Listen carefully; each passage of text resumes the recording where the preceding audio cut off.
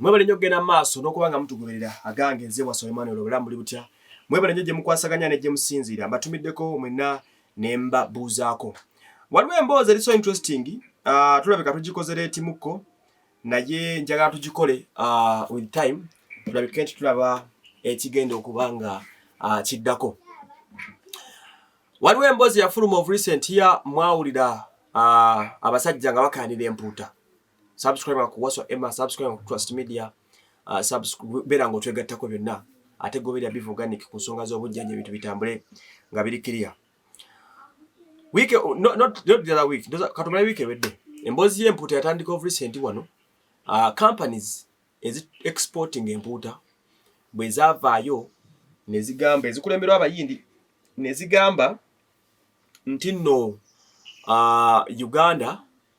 eteekewo etteeka abantu ebagaana okuddamu okulya ebyennyanja. Men nasooka nensikana munengane nagasajja baneetegetegeera bulungi oba kitegedde bulungi nnyo. Era ekintu kino bwe kinayita mu Parliament ebbago ne lifuluma lwenja okumanya nti eggwanga abasajja tebalyagala. How can a foreigner atalina nannyini nsi Uganda, a foreigner, bano abayindi aba owninga muno companies, aleetete ekiteeso nti gavumenti yakuno egaane bannayuganda okulya ebyennyanja empuuta mbubaja exporting mu ssente ze tufuna mu mpuuta ebweru nnyingi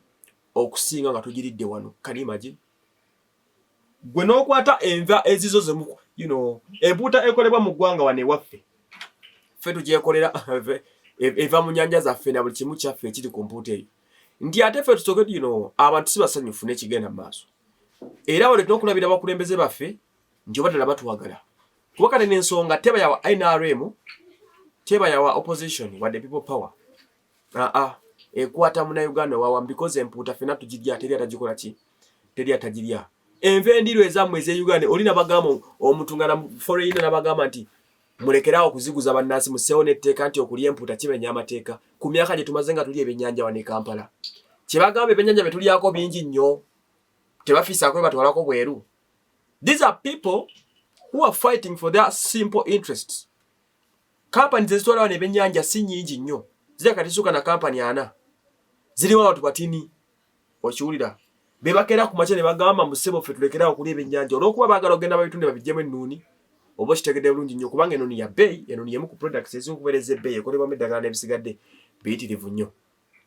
So kati someone comes on board n'agamba nti Parliament eyise etteeka egaane bannayuganda okuddamu okulya empuuta. Abantu si basanyufu yadde n'akatini,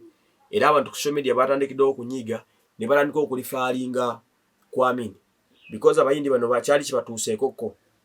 Amini yakeera bukezi ku makya n'abagamba nti mufulume wano myezi 3 n'aloose eggwanga mulisaanyaawo mugende ne babatwala emisinde. Kati gavumenti neriko yabakomya, of course bamugaso mu ggwanga n'ebisigalidde, naye ate si bamugaso okutuuka ku point eragira nti ssebo ffe bannansi tulekerawo. Kitegeeza kati eggwanga ligenda liri mikono gy'abagwira because ekyo kye kyabagobya luli kutandika oli musajja yakeera ku makya n'aganze n'aloose buli kimu kimazeewo. Kati gavumenti ne baddeko ne gyebawo olusasasa ne bakkiriza okujja babeere kubanga of course n'ensi yafuuka global buli mwakkirizibwa okugenda n'akolera wayagala n'emateeka gayo anyway kiri. Naye kati ate mwe muleeta ekibuzo kiri nti abagwira abaffe gye bagenda mu nsi babeera bagenzeemu bwe batuuka eyo beejaakanga abagwira abali wano oba waliwo Munnayuganda asobola okugenda e Buyindi n'alagira gavumenti ya Narendra Modi nti mulekerawo okukola ebyammwe, mulekerawo product gye balina kale product zaabwe zisimanyi nnyo. Naye katugambe singa empuuta ebadde y'abayindi ng'eri mu nsi yaabwe, waliwo omugagga wano asobola okugenda e India n'alagira gavumenti ya India egigambe nti mulekerawo okuliisa bannayindia ebyennyanja mu bigambe Uganda kubanga yewali ssente nnyingi. Waliwo ekyo kisoboka. Ezo ensi zirina amateeka to an extent nga bw'ogendayo n'oku-owninga ettaka kizibu, n'oku-owninga obuwoniza akayumba ng'oli mugwira kizibu, omaliriza obaddeyo ne ng'opangisa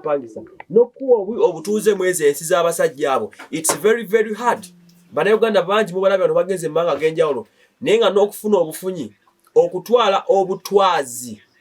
sebo okendeza ku ssaawa ndi eyo naawe okutwala obutwazi gundi okufuna obufunyi obutuuze nga kiri so hard okufuna ofunyi card n'okufuna ofunyi visa ekutwala mwezi ensi bizibu bateekawo amateeka n'embeera nga ziprotectinga interests z'abantu baabwe so protectinga interests z'abagwira kati wane waffe tuli mu scenario ng'omugwira asolokera ku macha n'asaba government sebeteekawo amateeka Omunnayuganda lekera okuleba ennyanja olw'okuba yagala agenda abitunde kampani egagawale singa ndo badde batunde ebyennyanja bino nga ssente zivaamu bazireeta wano zonna but at the end of the day bateekawo ne banka ezaabwe ojja kwesanga na Bank of India ng'omulimu gwe kukuuma ssente z'abayini ekiraga nti don't even trust tebeseka na ggwanga because banks zaabwe ziba bankingamu kati kijja kuba kizibu nnyo okusanga omuyindi nga banka zaabwe nez'abaddugavu okuva banka yaabwe lyajja kati abasajja abakeera ku macha ne bateekawo ne banka mu nsi yammwe bateekemu ssente zaabwe babeera baagaliza ensi okugenda mu maaso obeera bafokese ku byabwe singa bali bakola nga ssente zonna zibatunda tezifuluma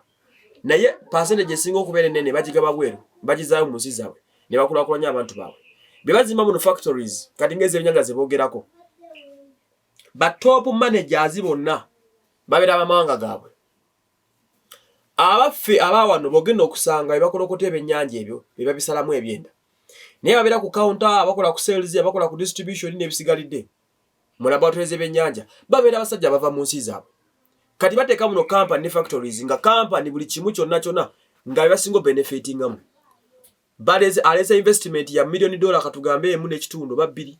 naye nga bw'agireese wano n'ajyeko agitikirako olukala lw'abakozi okuva mu nsi ye ne mujja mu company ng'ena abakozi 100 naye nga abakozi 50 mu bataano ate abe na portions z'abanyabataba ne sente zaffe nnyingi bonna bava mu nsi zaabwe oba kitegedde bulungi nnyo nali lumu nga ntambula mu action force awo naye natunulira company ezimbamu oluguudo olufuluma olubageza okuzimba mu action makati oluyita mu national park nga n'abavuga emmotoka bavuga ovuza emmotoka bagundi bachina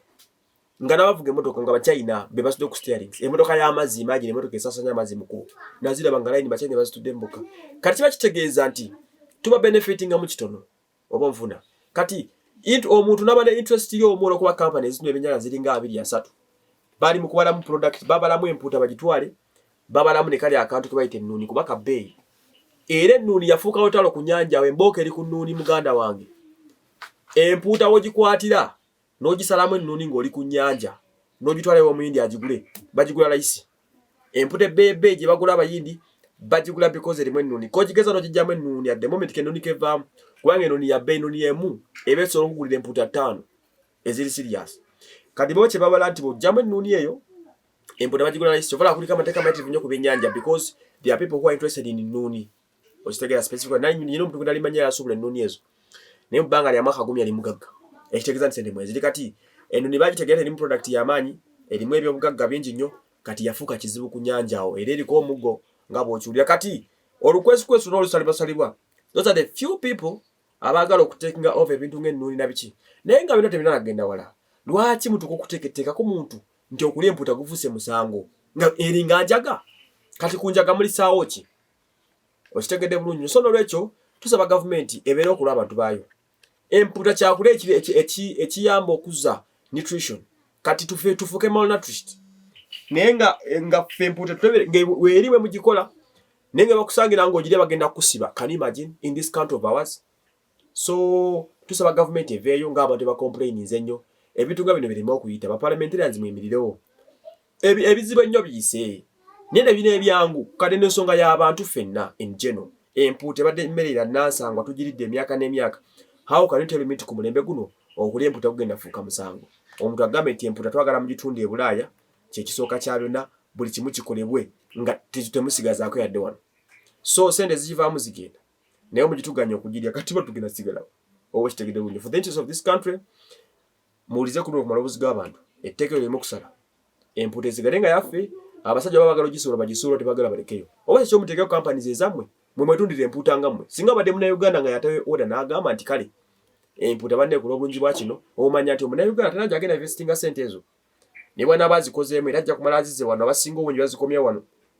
naye kati foreigners are the ones ordering empuuta efuuke musango men temuli serious katwesabire ekyo kiveewo tudde ku kirala